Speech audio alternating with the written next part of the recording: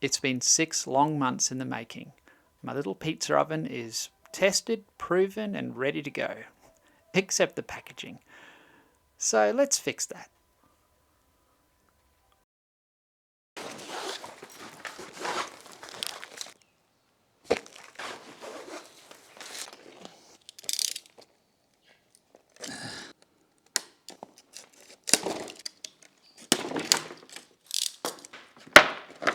So this is 100 by 16 mil rough sawn pine, untreated and readily available.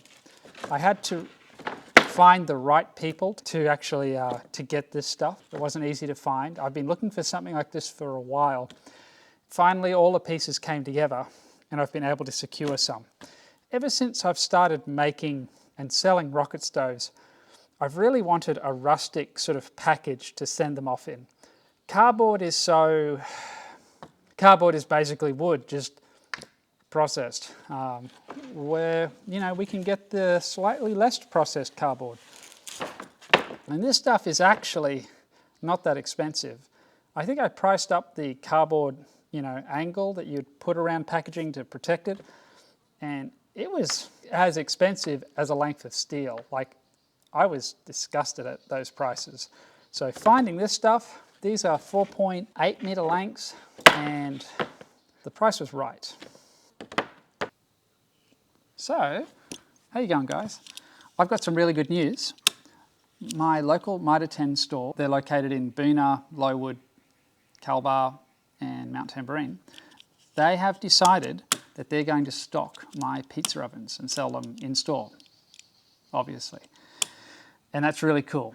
My challenge is I need to make a really nice rustic container, box if you like, to place them in. Something that's going to have a nice shelf presence, something that's sort of rustic but neat.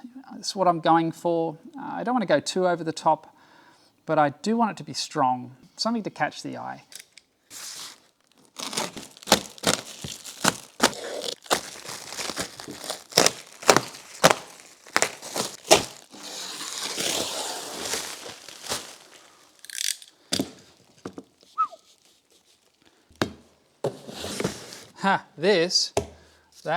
That's another job.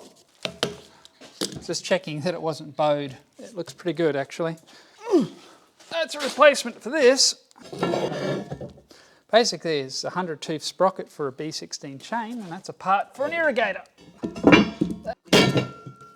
The original part, the cost of the replacement was kind of scary. Just making sure that those all roughly line up. Seem to, it's good. This just got damaged. There's chipped teeth. There's all sorts of things going on. Like, originally I was asked to repair this, and I just took one look at it and went, like, it's just got so much wear. It's just not worth it. It'd be actually easier for me to draw this up in CAD and laser cut you another one, and that's what we've done. What I used to get it cut, what I cut this out of, QT450. Anyway, I'll put it on the screen. Basically, it's like it's a wear plate. It's harder than mild steel. It's just tougher, better.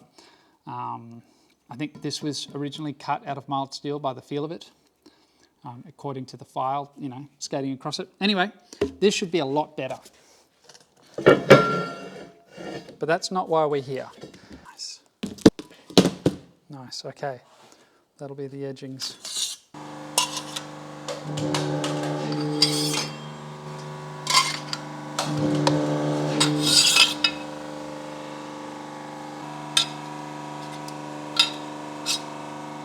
Just going to do that 100 more times.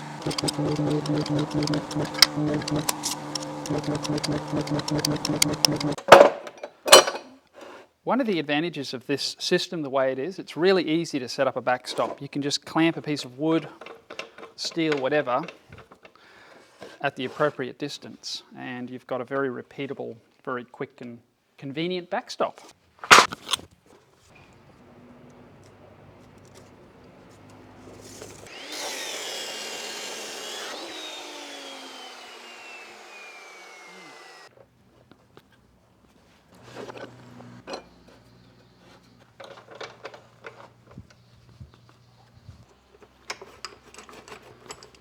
right.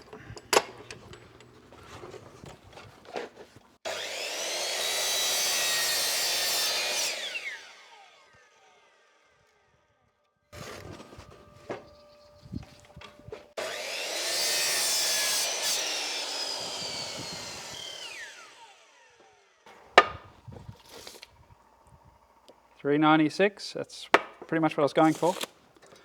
Good. Let's cut 12 more, eh?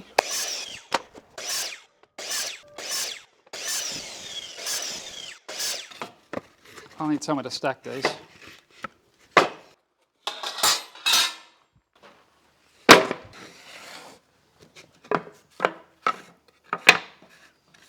Gonna have to put a fresh blade on that, I think.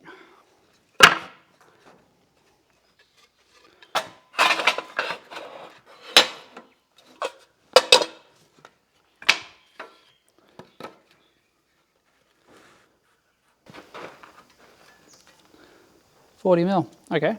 So I need another bit that I'll rip down to 20. Okay. Now let's do that.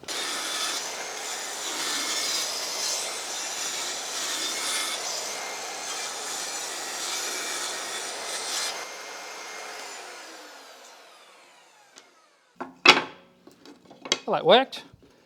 I'm clearly not a woodworker. I'm not really set up. This saw table came from the dump. And yeah, as did the spirit level, which I've tech screwed to the deck because I'm not set up yet. It's a work in progress.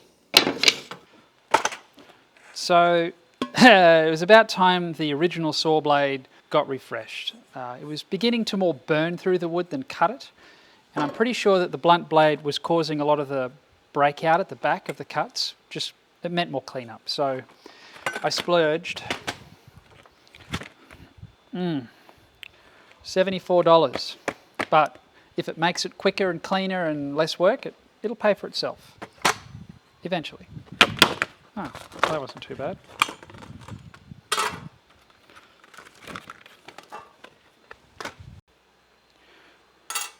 So this particular saw has a 16mm shaft. Oh, and that goes on there quite nicely.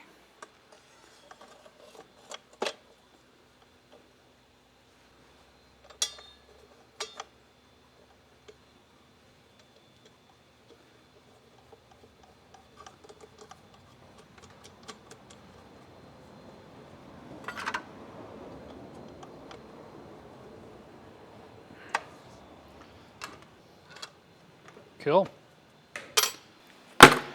So how this Trojan saw table works is it takes your standard skill saw and has like a universal clamping system underneath, and you just sort of, mount that. The problem I have with it is the size of this gap here. And when you're cutting thin stuff, it does tend to suck things down. It's a little bit scary. So yeah, I might try and do something with that at a later date. Safety can wait. I'm kidding. Maybe I should just edit that out.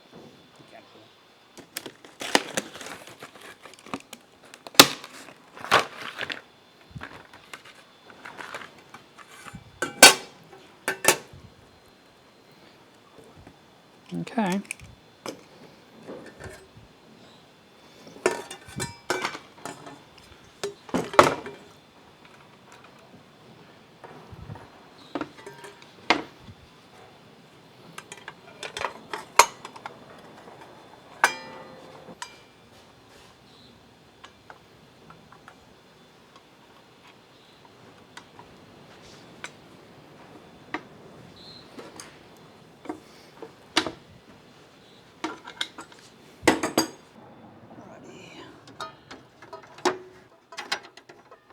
Go. Obviously it wasn't done up. I remember now why this thing was chucked out. It was missing these clamps on this side, and I've made some out of some old RHS, and they kind of work. We're going to try and get this thing sitting parallel. Are they fixed? Surely they're not fixed.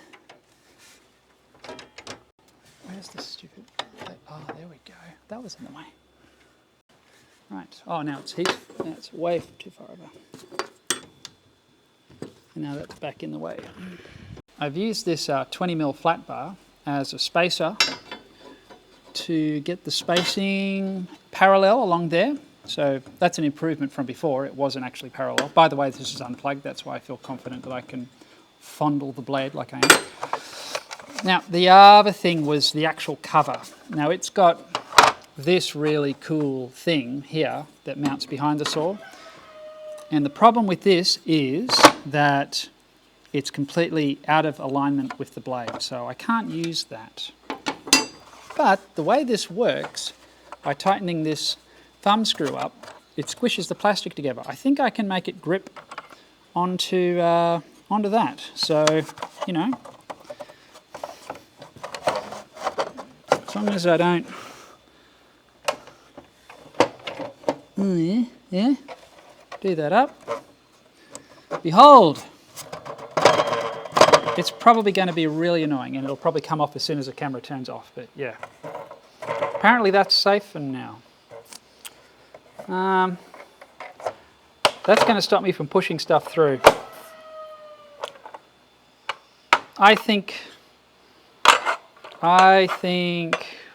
we'll go without this for now. We just have to use extreme caution. Remarkably good. So the genius of this design, and what makes it really work, is this switch.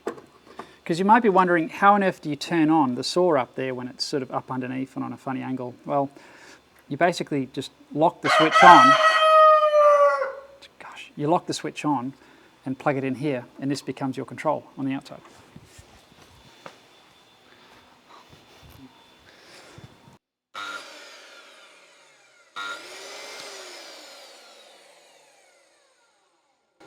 I think that's pretty cool.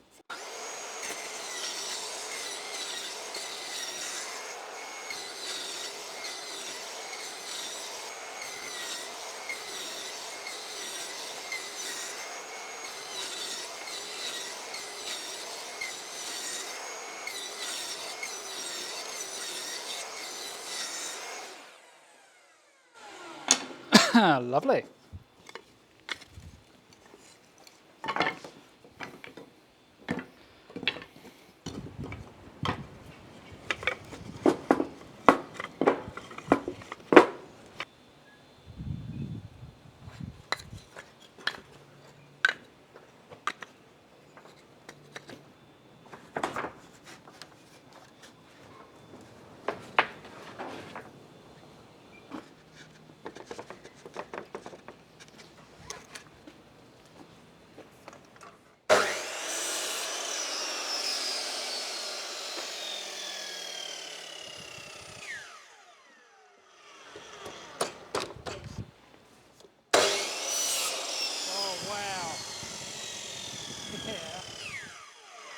Oh, that is like night and day.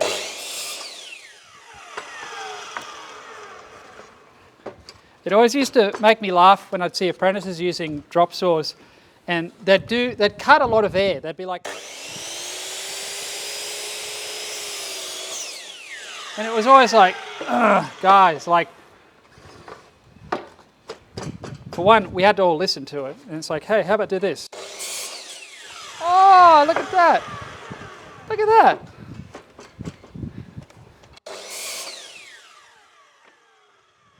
And I'm actually letting off the trigger just as I get through to help slow the blade down.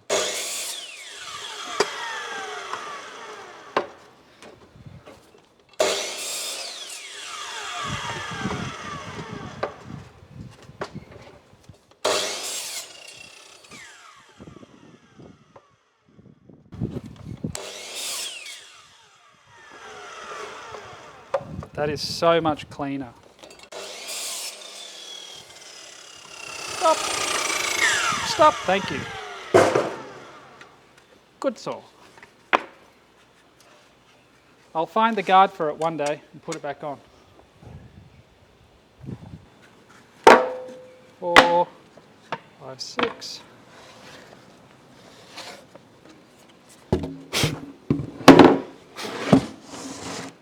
We have been busy for a couple of days now, and we've kind of got this jig pretty much sorted.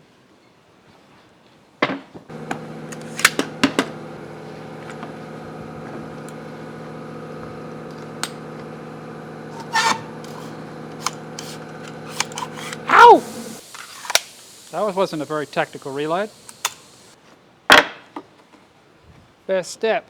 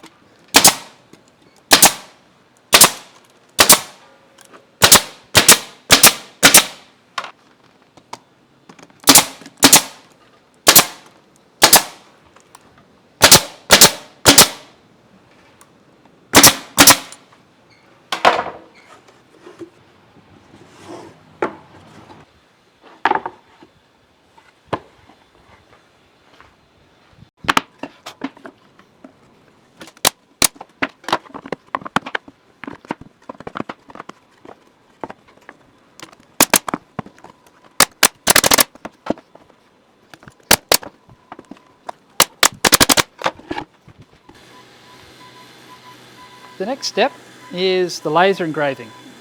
This part I had a bit of help with. My brother-in-law James, who is way more artistic than I am, designed this really awesome logo for me. And we've sort of put it all together in Lightburn, and the good old Creality Falcon 2 is just, its job now is to engrave all of these pizza oven boxes. It takes about, at the moment, an hour and a half to do per lid, but the nice thing about this is that I don't have to be standing here watching it. I can just put it in, press go, and go do something else.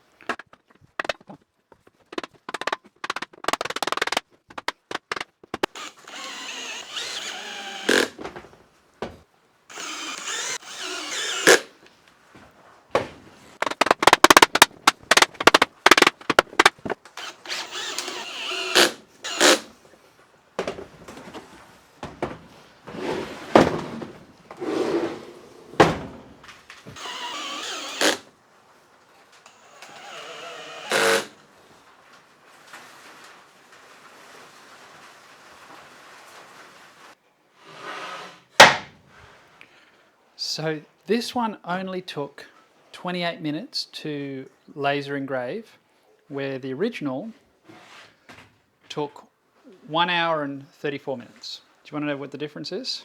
With this one, all of the images are actual CAD drawings, DFXs if you like.